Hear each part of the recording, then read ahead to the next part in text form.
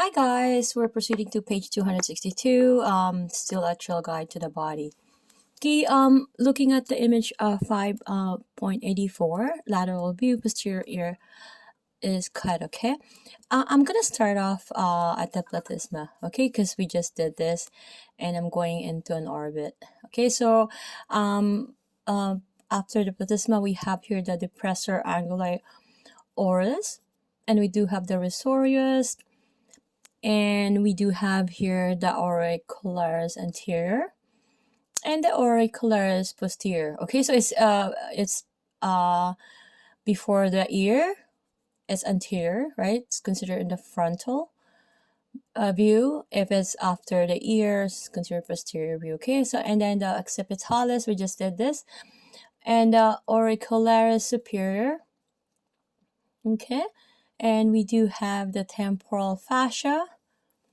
All right, before the temporalis is placed, and the gallia aponeurotica.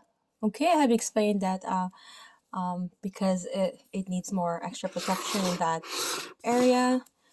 Okay, so and we have the frontalis. So together with the occipitalis, this is occipitalo-frontalis. Okay, and of course we do have the orbicularis oculi and the procerus. We have done this in the anterior view, and also in the some of these in the posterior view. And we have here the levator labii superioris, alachinase, which is cut. I still could. I would try to avoid that if I can. And we have the nasalis at the transverse part. We also have the nasalis ala part, and we have the levator labii superioris. Okay, and of course we have the zygomatic minor here, and we have the zygomaticus major. Also, we have the orbicularis oris, and we have the buccinator here, and we have the mentalis, and of course we have the depressor labii inferioris. Okay, so most of the facial muscles are superficial, but because of their ribbon-like thinness, you know, it can be difficult to usually isolate. Okay, so their locations, however, can be identified, and the effect of their contractions can be seen. Okay, so unlike other sections of Trail Guide, which are designed for you to palpate on a partner, this section is designed for you to palpate on your own face, optimally in front of a mirror. Okay, so you may discover while attempting to engage these muscles that some of them only function on one side or neither side of your face. So do not be disheartened.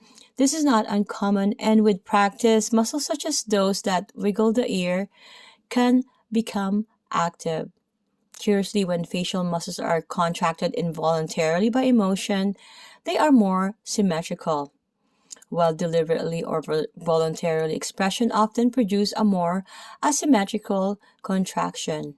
Okay, so again, I'll keep these two important thing, right? So if it's facial muscles are contracted involuntarily by emotion, they are more symmetrical.